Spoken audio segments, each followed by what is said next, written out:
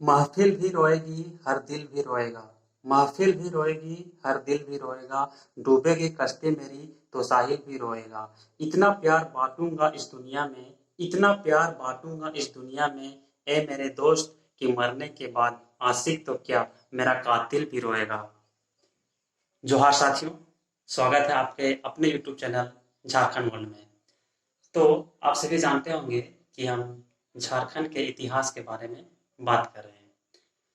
झारखंड के विभिन्न जनजातियों के जो हम इतिहास के बारे में बात कर रहे हैं उसमें मुंडा शासन व्यवस्था हो गया है और नागवंशी शासन व्यवस्था भी हो गया है। आज के इस यूट्यूब वीडियो में मैं आप लोगों के सामने पढ़ा पंचायत के शासन व्यवस्था के बारे में बात करेंगे। तो यदि आप लोग पीछे का वीडियो जो मुंडा शासन व्यवस्था है और नागवंशी शासन व्यवस्था है नहीं देखे तो प्लीज पहले उसे देख लें, उसके बाद इसे देखने की कोशिश करें, तभी आप लोगों को यह वीडियो समझ में आएगा, अन्यथा आप लोगों को यह समझ में नहीं आएगा। और हाँ, मेरे इस यूट्यूब चैनल को सब्सक्राइब करना ना भूलें। तो आइए स्टार्ट करते हैं आज के पढ़ा पंचायत शासन व्यवस्था के बारे में। तो सबसे पहले देखेंगे इसमें पढ़ा पंचायत के शासन व्यवस्था में कि इसके विभिन्न जो प्रमुख शब्दावलियां होती है, इसके अंतर्गत क्या क्या होते हैं प्रमुख चीजें, उसको देखेंगे। सबसे पहले आइए स्टार्ट करते हैं, जानते हैं सबसे पहले महत्व। महत्व के बारे में बात करेंगे कि ये जो महत्व है ये पढ़ा पंचायत के क्या होता है। तो महत्व जो है प्रत्येक गांव का जो प्रधान होता है, प्रत्येक गांव का जो प्रधान होता है वही महत्व कहलाता है। क्या कहलाता है? महत्व कहलाता है। और जितने भी गांव के जो विवाद होते हैं वो विवादों का निपटारा महत्व के द्वारा ही किया जाता है। गांव स्तर के जितने भी मामले होते हैं इसका निपटारा महत्व के द्वारा ही किया जाता है। इसके साथ ही साथ हम लोग देखेंगे कि महत्व का जो सहायक होता है, महत्व का जो सहायक होता है वो गांव के जितने भी अनुभवी लोग होते हैं वो होते हैं, और इसके साथ ही साथ गांव के जितने भी बुजुर्ग लोग होते हैं वे इनके सहयोगी होते हैं। नेक्स्ट पॉइंट की बात करेंगे हम इसी में महत्व को। तो महत्व को प्रशासनिक और न्यायिक अधिकार प्रदान किया गया है। इस महत्व को जितने भी प्रकार की प्रशासनिक और न्यायिक अधिकार जो दिया गया है ये महत्व को ही दिया गया है। महत्व के बाद दूसरा पॉइंट हम बात करेंगे तो वो होता है मांझी। तो ये जो मांझी होता है यह मांझी महत्व का सहयोगी होता है। किसका सहयोगी होता है? तो महत्व का सहयोगी होता है।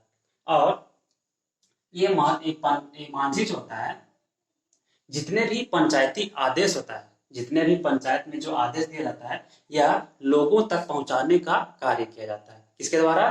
तो मांझी के द्वारा। और मांझी जो होता है सो महत्व का सहयोगी होता है और जितने भी पंचायती आदेश होते हैं वह लोगों तक पहुंचाने का कार्य किया जाता है। नेक्स्ट पॉइंट की बात करेंगे तो होता है पढ़ा। क्या होता है? पढ़ा या पढ़ा। और इसी को हम लोग देख रहे हैं। तो इसमें सबसे पहले बात करते हैं कि जो पढ़ा होता है कि पढ़ा का कितने गांवों से मिलकर इसका निर्माण होता है। तो कई गांवों से मिलकर जो पढ़ा पंचायत होती है उसका निर्माण होता है। कई गांव में 5 गांव, 7, 11, 21 या 22 गांव जो जो मिलकर होती है, मिलकर तो पढ़ा पंचायत का निर्माण करती है। और इसी में देखेंगे कि जितने भी इसके प्रमुख कार्य क्या क्या है इसके पढ़ा पंचायत के, उसको देखेंगे। तो पढ़ा के प्रमुख कार्य क्या होता है कि दो या दो से अधिक गांवों के बीच जो विवाद हो जाता है उन विवादों का निपटारा पढ़ा पंचायत के द्वारा किया जाता है। और इन पढ़ा पंचायत में विभिन्न प्रकार के लोग शामिल होते हैं जो हम लोग देख रहे हैं। तो इसमें सबसे नेक्स्ट पॉइंट हम लोग बात करने वाले हैं कि पंचायत की जो कार्रवाई होती है, पंचायत की कार्रवाई, पढ़ा पंचायत में जो कार्रवाई होती है उसमें पुरुष और महिला दोनों लोग भाग लेते हैं। पुरुष और महिला दोनों लोग भाग लेते हैं। आइए हम नेक्स्ट पॉइंट की बात करते हैं, वो है पढ़ा दीवान। पढ़ा दीवान कहने का मतलब क्या होता है कि ये जो पढ़ा दीवान होता है यह सर्वोच्च अधिकारी होता है। किसका? पढ़ा पंचायत का सर्वोच्च अधिकारी होता है। या जो पढ़ा दीवान है सो सर्वोच्च न्यायालय की जैसा काम करता है। कैसा काम करता है? तो सर्वोच्च न्यायालय की जैसा काम करता है। और सभी पढ़ा राजाओं के ऊपर, जितने भी पढ़ा पंचायत में राजा लोग होते हैं, पढ़ा राजा लोग, उनके ऊपर, पढ़ा राजाओं के ऊपर पढ़ा दीवान का कार्य होता है। अब हम लोग नेक्स्ट पॉइंट बात करेंगे इसमें पाहन। जो पाहन होता है पढ़ा पंचायत में, नेक्स्ट पॉइंट आता है पाहन। और पाहन जो होता है वह गांव का धार्मिक प्रधान होता है। गांव का धार्मिक प्रधान कौन होता है? तो पाहन। और पाहन का कार्य क्या होता है कि जितने भी प्रकार की धार्मिक अनुष्ठान होती है, जैसे शादी विवाह, पूजा पाठ और जितने प्रकार की पर्व त्योहार होती है, उनका उनका वहाँ पर धार्मिक अनुष्ठान में शामिल किया जाता है, उसको पूजा पाठ करवाया जाता है। अब यही कार्य है पाहन का।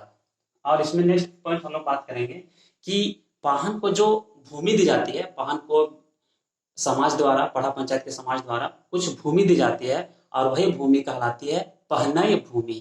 पहनई भूमि, देखिए यहाँ पर लिखा हुआ कि पहनई भूमि है और यह पहनई भूमि पाहन को दिया जाता है। क्यों दिया जाता है? क्योंकि पाहन जो है गांव के धार्मिक अनुष्ठान करवाते हैं, पूजा पाठ करवाते हैं, शादी विवाह करवाते हैं और अनेक प्रकार की पूजा पाठ का क्रियाएं संपन्न करवाते हैं।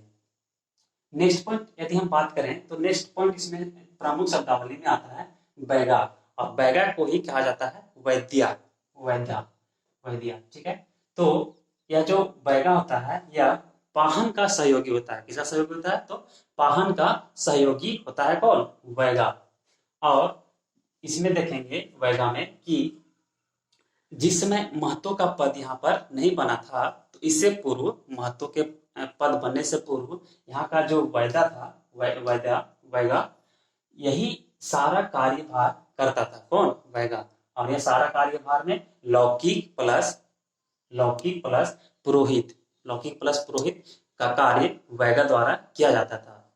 इसके बाद हम लोग बात करेंगे कि जितने भी ग्रामीण देवताएं होती है गांव में, पढ़ा पंचायत के शासन व्यवस्था में, तो उन्हें ग्रामीण देवताओं को शांत करने का कार्य किया जाता था बैगा के द्वारा। शांत करने का कार्य किया जाता है बैगा के द्वारा। किस प्रकार से? तो ग्रामीण देवताओं को पूजा करके उन्हें शांत करने का प्रयास किया जाता था उन्हें। और इसमें नेक्स्ट पॉइंट हम लोग देखेंगे, नेक्स्ट शब्दावली में इसमें आता है पढ़ा पंच। और यह पढ़ा पंच जो होता है, सो पढ़ा पंच आश्विन पूर्णिमा के दिन इसका आयोजन किया जाता है। आश्विन पूर्णिमा के दिन पढ़ा पंच का आयोजन किया जाता है। और नेक्स्ट पॉइंट हम लोग बात करेंगे कि इसकी जो क्रमबद्धता किस प्रकार से है उसको देखेंगे। तो सबसे पहले देखेंगे कि सबसे पहले आता है पढ़ा दीवान। और पढ़ा दीवान के नीचे रहता है पढ़ा राजा, और पढ़ा राजा के नीचे रहता है महतो, और महतो के नीचे मांझी, मांझी के नीचे पाहन, और लास्ट में बैगा। या जो बैगा होता है सो पाहन का सहयोगी होता है, और पाहन जो होता है सो धार्मिक प्रधान होता है, बैगा कोई बैगा कहा जाता है। और जितने भी ग्रामीण देवताएं होती है उनका पूजा पाठ करके उन्हें शांत करने का कार्य किया जाता है। किसके द्वारा? तो बैगा के द्वारा। तो इस प्रकार से जो हम लोग देखें अभी, या पढ़ा पंचायत के शासन व्यवस्था के विभिन्न शब्दावलियां, उनके क्या क्या कार्य और विभिन्न प्रकार की कार्य प्रणाली को हम लोग देख चुके हैं। नेक्स्ट वीडियो में हम लोग इससे आगे बात करेंगे कि इसके आगे मतलब कि नए वीडियो के साथ मैं आप लोगों के दूसरे टॉपिक पर बात करेंगे। धन्यवाद।